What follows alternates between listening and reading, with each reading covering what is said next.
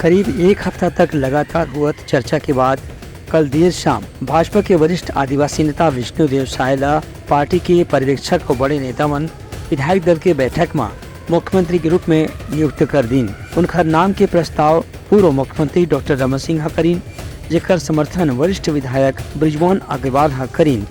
एक बाद नवनियुक्त नवनिर्वाचित मुख्यमंत्री के दावेदार विष्णुदेव साय राज्य भवन में जाके राज्यपाल ने मुलाकात करीन और अपन विधायक दल के बैठक की जानकारी दी कि उनला विधायक दल के नेता के रूप में मुख्यमंत्री पर मनोनीत करे गए है।